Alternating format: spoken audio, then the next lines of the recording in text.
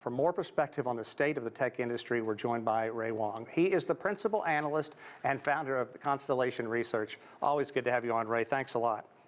Hey, how you doing? Great, I'm doing great. And, you know, this FTX thing it is involved into a mess and fast. Let's start at how we got where we are. Bring us up to date on the latest on FTX.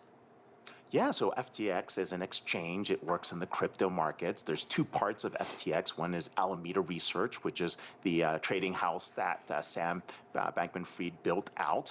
And then there's the portion that's the trading exchange, which is vastly popular among the cryptocurrency set. Everybody used that as a trading platform. They put their money there instead of holding their Bitcoins on their own cold wallets. They left it on the exchange. And that's really where the problems started to occur, especially when they started their own coin.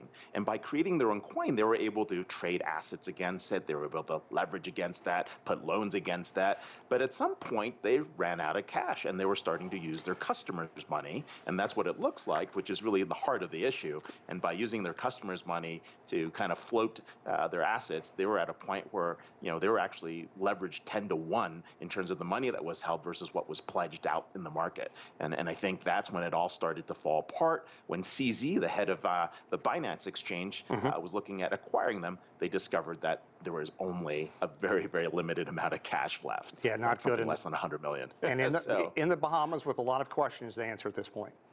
Yes, indeed. Okay, let's talk about what this does to the future of cryptocurrency.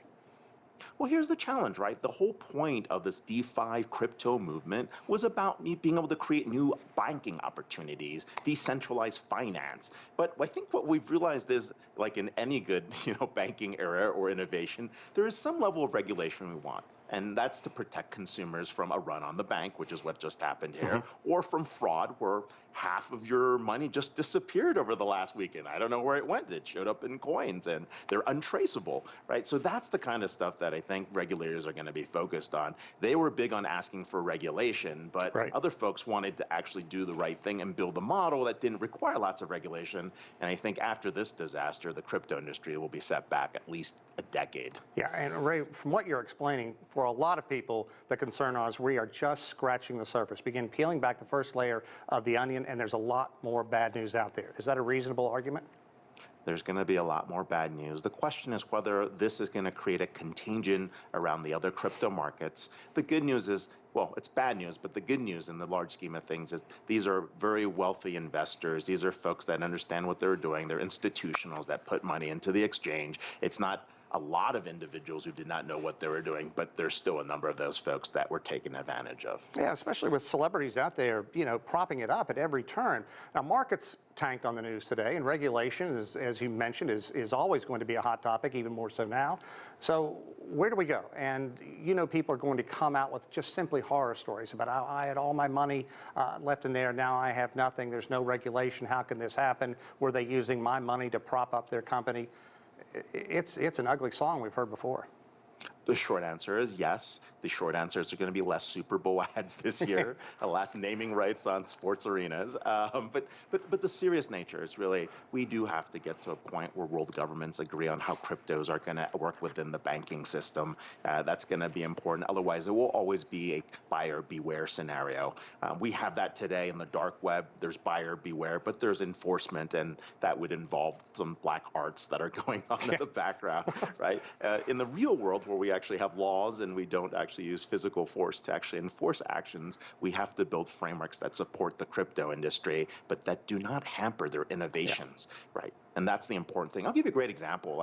I would want my titles in real estate in the blockchain or on a digital asset. Why? Because I don't think it makes sense for people to pay thousands of dollars every time to verify that the title is a title for the piece of land that you have. Yeah. You should be able to do that once and continue that. And that's one area where you could actually take advantage and unlock a lot of savings and innovation for folks. There are probably thousands of other examples like that. In a good level of regulation with a good level of innovation, I think we could come to some advancements for everybody. Okay, Ray, we're going to let you off that hot seat and put you on another one. Elon Musk saying he's overworked. Twitter is kind of a mess right now, massive layoffs there, and other companies as well. We just talked about Amazon with guys untold billions. It's tough for employees to hear they're losing their jobs. That's probably not anything a lot of people will sympathize or empathize with, the fact that he's got a tough task. I think he brought that on himself. But I think the reality is a little bit different. A lot of these consumer tech companies were overweighted in terms of employees. At Twitter, by the time they're done, they will probably have about 20% of their overall staff. Why? There's a lot of bloat. There's a lot of folks that are really not doing much. But the problem is you want to make sure you keep the folks that are actually productive building things, right, without alienating them. And I think Elon took a different approach, similar to what Steve Jobs did when he got back to Apple. You fire everybody that's not loyal. You find the tech talent that makes sense. You pull from the people that believe in the mission, and then you rebuild, right? But I don't think he thought it was going to be this hard, especially given the debt service ratio of 1.5 billion he's got to come up with a year. Wow. And he wasn't expecting the advertising backlash because of his political views are a little bit different than where the current mainstream media is. So that creates a massive tension. And I think the way he's letting go people, it's being seen as inhumane. But let's be honest, there's a lot of waste in tech in general. Okay, let's, important time of the year. What can we look for in tech in the next couple of months? Because we know Christmas shopping season is so important. We just talked earlier about Singles Day in China. Is there hope out there? There is definitely hope out there, and here's why, right? The confluence of crises we face, from interest rates, inflation, inventory, infection, and invasion, is subsiding, and those were macro forces that created a lot of tension. We had an issue with demand-based issues, supply-based issues, and rolling into this holiday season, guess what?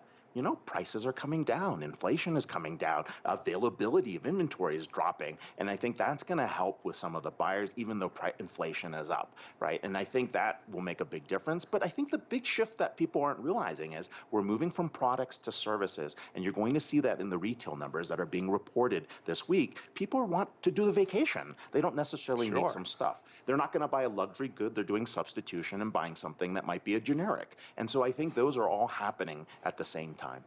Ray Wang, thank you again. We always appreciate your time here. Thanks again.